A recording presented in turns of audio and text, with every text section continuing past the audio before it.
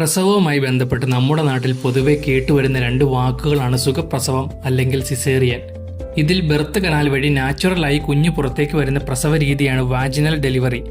നമ്മുടെ നാട്ടിൽ ഇതിനെ സുഖപ്രസവം എന്ന് വിളിക്കുന്നു. പേര് കേട്ടാലേ മനസ്സിലാകും പ്രസവിച്ച ഒരാളാകില്ല ഈ പേരിട്ടത് എന്ന്. അവൾക്ക് സുഖപ്രസവമാ. രണ്ടാമത്തെ ഡെലിവറിയാണ് സിസേറിയൻ അല്ലെങ്കിൽ സി സെക്ഷൻ.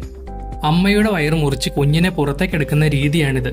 കുഞ്ഞിനോ അമ്മയ്ക്കോ അല്ലെങ്കിൽ രണ്ടുപേർക്കും സുരക്ഷിതമായത് സി സെക്ഷൻ ഡെലിവറിയാണ് എന്ന് ഡോക്ടർ ചെക്ക് ചെയ്ത് നിർദ്ദേശിക്കുമ്പോൾ മാത്രമാണ് ഇത് ചെയ്യാറ്. കൂടാതെ സി സെക്ഷൻ വഴി മുൻപ് പ്രസവിച്ചിട്ടുള്ള ആൾക്ക് മിക്കപ്പോഴും ഡോക്ടേഴ്സ് സിസേറിയൻ ആണ് അഡ്വൈസ് ചെയ്യാറുള്ളത്. ചില സന്ദർഭങ്ങളിൽ പ്രസവിക്കുന്ന ആൾ അല്ലെങ്കിൽ അമ്മ തനിക്ക് സി സെക്ഷൻ മതി എന്ന് നേരത്തെ തീരുമാനിച്ചും ചെയ്യാറുണ്ട്. ഇതിനെ എലക്റ്റീവ് സിസേറിയൻ അല്ലെങ്കിൽ പ്ലാൻഡ് സി സെക്ഷൻ എന്ന് പറയുന്നു. ഇത് പൊതുവെ നടത്തുന്നത് പ്രഗ്നൻസിയുടെ 39ാമത്തെ വീക്കിലാണ്. ഇനി എന്തൊക്കെ കാരണങ്ങളാലാണ് ഡോക്ടർ സിസേറിയൻ തിരഞ്ഞെടുക്കുന്നത് എന്ന് നോക്കാം. Number 1, labour dystocia. കുഞ്ഞിന്റെ തലയുടെ വലിപ്പം പെൽവിസിലൂടെ കടന്നു പോകാൻ കഴിയുന്നതിലും വലുതായുള്ള അവസ്ഥയാണിത്. നമ്പർ 2, പ്ലസന്റ പ്രൊവിയ. പ്ലസന്റ ഭാഗികമായോ പൂർണ്ണമായോ ഗർഭാശയത്തിന്റെ ഓപ്പണിംഗ് അടയ്ക്കുന്ന അവസ്ഥയാണിത്. Number 3, breach position. നോർമലി കുഞ്ഞിന്റെ ഗർഭാശയത്തിലെ പൊസിഷൻ തല താഴെയായിട്ടാണ് വരേണ്ടത്. നേരെ തിരിച്ച് കാൽ താഴെ വരുന്ന പൊസിഷനാണ് breech. Number 4, umbilical cord prolapse. Normally കുഞ്ഞിന്റെ തലയാണ് ആദ്യം ബെർത്ത് കനാൽ വഴി പുറത്തേക്ക് വരേണ്ടത്.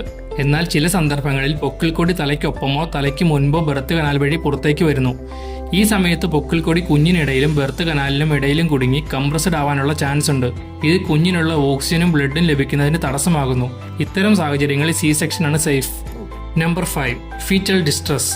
ചില കാരണങ്ങളാൽ കുഞ്ഞിന്റെ ഹാർട്ട് ബീറ്റ് റേറ്റ് വ്യത്യാസം വരുന്ന അവസ്ഥയാണിത്. ഈ സമയത്ത് കുഞ്ഞിന് ഓക്സിജൻ കൃത്യമായി ലഭിക്കുന്നില്ല. ഇത് കുഞ്ഞിന് ഹെൽത്ത് ഇഷ്യൂസ് വരാൻ കാരണമാകുന്നു. Number 6, multiple pregnancies. ഒറ്റ പ്രസവത്തിൽ 2 അതിൽ കൂടുതലോ കുട്ടികൾ ഉണ്ടാകുന്ന അവസ്ഥയിൽ സി സെക്ഷൻ ആണ് സേഫ്. നമ്പർ 7, മാക്രോസോമിയ. ചില സാഹചര്യങ്ങളിൽ കുഞ്ഞിന്റെ തൂക്കം 4 കിലോയിലും കൂടുന്ന അവസ്ഥയാണ്. ഈ അവസ്ഥയിലും സി സെക്ഷൻ ആണ് സേഫ്. ഇനി സിസേറിയന്റെ വിവിധ ഘട്ടങ്ങൾ എന്തൊക്കെയാണ് എന്ന് നോക്കാം. സർജറിക്ക് മുൻപായി അമ്മയുടെ കയ്യിൽ ഒരു IV ലൈൻ അല്ലെങ്കിൽ ആൻജിയോ കാത്തറ്റർ വയ്ക്കുന്നു. ബോഡിയിലേക്ക് മരുന്നുകൾ, അനസ്തേഷ്യ ഒക്കെ ഇതിലൂടെയാണ് നൽകുന്നത്. സർജറിക്ക് മുൻപും ശേഷവും ബ്ലാഡറിൽ നിന്നും യൂറിൻ ഒഴിവാക്കുന്നതിനായി മൂത്രനാളി വഴി ഒരു സോഫ്റ്റ് ട്യൂബും വയ്ക്കുന്നു. ഇതിനെ ബ്ലാഡർ കാത്തറ്റർ എന്ന് പറയുന്നു. ഓപ്പറേഷൻ ഫീൽഡിനും പേഷ്യന്റിനും ഇടയിലായി ഒരു മറയും വയ്ക്കുന്നു. ചില അനസ്തേഷ്യയിൽ ബോധം പോകില്ല, പക്ഷെ വേദന ഉണ്ടാവുകയുമില്ല. ഈ സാഹചര്യത്തിൽ അമ്മ സർജറി കാണാതിരിക്കാൻ വേണ്ടിയാണ് ഈ മറ. സാധാരണയായി 2 തരം അനസ്തേഷ്യയാണ് നൽകാറുള്ളത്. 1, ജനറൽ അനസ്തേഷ്യ. ഈ അനസ്തേഷ്യ നൽകിയാൽ അമ്മ പൂർണ്ണമായും ബോധരഹിതയാകും.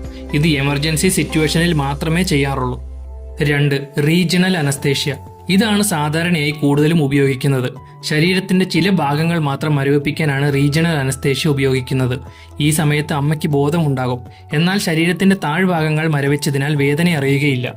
റീജിയണൽ അനസ്തേഷ്യ ഇഞ്ചക്ട് ചെയ്യുന്നത് ബാക്ക് സൈഡിലെ സ്പൈനൽ കനാലിലാണ്.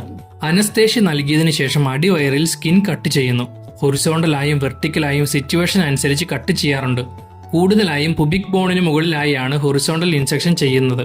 സ്കിൻ കട്ട് ചെയ്തതിനു ശേഷം fat, muscle layer, peritoneum layer എന്നിവ കട്ട് ചെയ്യുന്നു. ഗർഭാശയത്തിൽ കട്ട് ചെയ്തതിനു ശേഷം അമ്നിയോട്ടിക് സാക്ക് ഓപ്പൺ ചെയ്ത് കുഞ്ഞിനെ മെല്ലെ പുറത്തേക്കെടുക്കുന്നു.